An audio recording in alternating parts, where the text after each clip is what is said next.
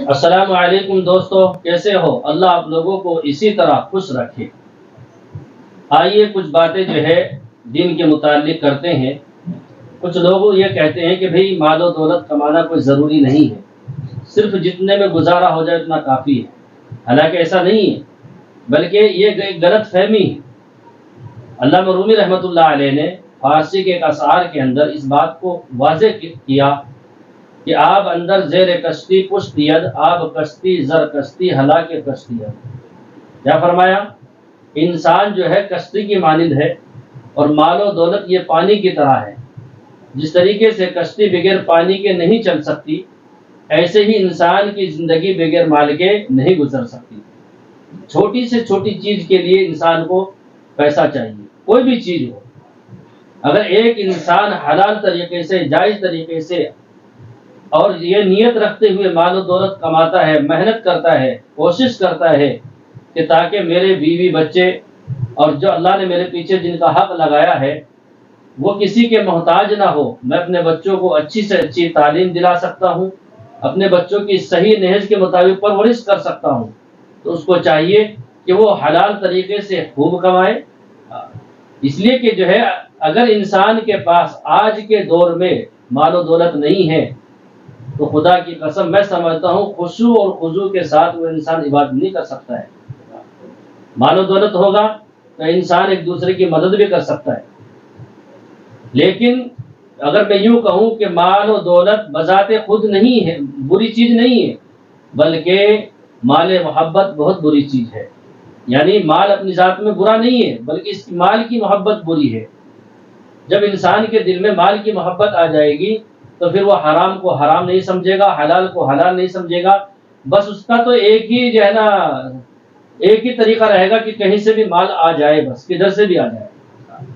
اور یہ وہ چیز ہے جو انسان کے لیے خسارے والی بن جائے گی۔ ورنہ آپ نے دیکھا ہوگا حضرت عبد الرحمن بن عوف رضی اللہ تعالیٰ عنہ مال و دولت والے تھے، کئی سو کے جو ہے نا جوڑے پہنا کرتے تھے۔ عثمان غنی رضی اللہ تعالیٰ عنہ مال و دولت والے تھے۔ بہت ساری مثالیں آپ کو مل جائیں گی۔ تو مال و دولت کا ہونا یہ کوئی بری چیز نہیں ہے، بلکہ مال و دولت کا استعمال صحیح کرنا یہ اصل چیز ہے۔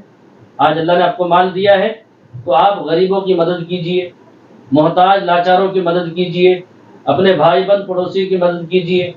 یہ اللہ نے یہ بھی دین کا راستہ نکال دیا ہے مال و دولت والوں کے لیے۔ ہاں، اگر آپ کی نیت یہ ہے کہ مال و دولت حاصل کرنے کے بعد میں فلاں شخص کو نیچا دکھاؤں گا، میں فلاں پر ظلم کروں گا، میں اس کو تہس اور نحس کروں گا، یہ وہ چیزیں ہیں جو ہے اس بات کی بالکل بھی اجازت نہیں دیتی ہے۔ اور یہ مال و دولت بجائے اس کے ثواب کے اس کے لیے عذاب بن کر کھڑا ہو جائے گا۔ تو اس لیے مال و دولت اگر اللہ نے دیا ہے اس کا استعمال صحیح کیجیے۔ آپ اچھے سے اچھا کھائیے، اچھے سے اچھا پہنیے۔ بہت سے لوگ جو ہے اللہ نے ان کو مال و دولت دیا ہے لیکن وہی پھٹے پرانے کپڑوں میں رہتے ہیں، کئی دن کے بعد نہاتے ہیں۔ حالانکہ اسلام میں پاکی آدھا ایمان ہے۔ جب اللہ نے آپ کو نوازا ہے تو آپ اس کا استعمال کیجئے، بلکہ ایسا نہیں، بلکہ کہا اللہ نے میرے جسم کا بھی میرے اوپر جو ہے نا حق رکھا ہے، اچھے سے اچھے کپڑے کا استعمال کیجئے، لیکن شرط یہ ہے کہ کسی کو نیچا دکھانا نہ ہو۔ اللہ تبارک و تعالیٰ نے فرمایا کہ مال و دولت حلال طریقے سے کماؤ اور کھاؤ، کھانے کا بھی حکم دیا ہے، ایسا نہیں ہے۔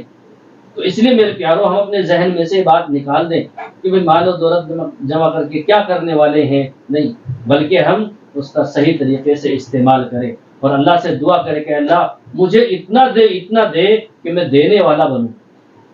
ہمیشہ یہ دعا کرنی چاہیے، اس لیے کہ جو ہے دینے والا ہاتھ اوپر ہوتا ہے اور لینے والا ہاتھ نیچے ہوتا ہے۔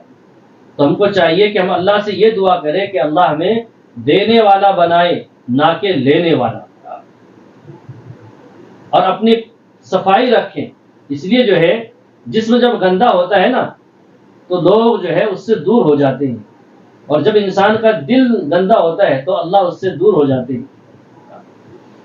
اب ہمیں چاہیے کہ ہم اپنے دل کو بھی پاک صاف رکھیں، اپنے جسم کو پاک صاف رکھیں۔ اس لیے اللہ کے نبی صلی اللہ علیہ وسلم نے فرمایا الطہور شطر الایمان، پاکی ایمان کا آدھا حصہ ہے۔ پاک صاف رہنا چاہیے انسان کو، نہ جانے کب کہاں اور کس وقت موت آ جائے، کوئی بھروسہ نہیں ہے۔ آج یہ سوچتا ہے کہ انسان اگر میں نماز پڑھوں گا تو پاک صاف رہوں گا۔ میرے پیاروں بات یاد رکھنا، نماز اپنے وقت پہ فرض ہے، 24 گھنٹے میں 5 وقت کی نماز فرض ہے، لیکن پاک رہنا انسان کے لیے 24 گھنٹہ فرض ہے۔ پاک رہنا 24 گھنٹے فرض ہے۔ ناپاک انسان سے زمین بھی پناہ مانگتی ہے، زمین بھی پناہ مانگتی ہے۔ اور جب انسان ناپاک گھومے گا پھرے گا تو پھر یہ بتائیے کہ اس کے کاروبار میں، اس کے گھر میں کہاں سے برکتیں آئیں گی، کہاں سے خیر و برکت آ جائے گی۔ ایک انسان جو ہے رات کو سویا ناپاکی کی حالت میں اور 1 بجے 2 بجے 12 بجے وہ جو ہے غسل کر رہا ہے، نہا رہا ہے، تو بتاؤ میرے پیارو، اب جو ہے اتنی لیٹ تک تاخیر کر کے جو ہے اسی طرح پڑا ہوا ہے، پھر شکوے شکایتیں ہیں کہ جو ہے پریشانیاں ہیں، مصیبتیں ہیں، بیماریاں ہیں، حالات آ رہے ہیں، نہ جانے کس طرح کی پریشانیاں مجھے گھیرے ہوئی ہے، پتہ نہیں کیا مسئلہ ہے، اللہ مجھ سے ناراض ہے۔ میرے پیارے، اللہ ناراض نہیں ہے، بلکہ تیری بدعملی کا نتیجہ ہے، تیری بدعملی کا نتیجہ ہے۔ تو انسان کو چاہیے پاک صاف رہے، نماز تو پڑھنی ہی ہے، لیکن اپنے آپ کو پاک اور صاف رکھے۔ میرے پیارو، موت کا بھروسہ نہیں ہے، کب آ جائے، کب اور کہاں آئے، کسی کو پتہ نہیں پتہ ہے، اس کے بارے میں کسی کو نہیں علم ہے۔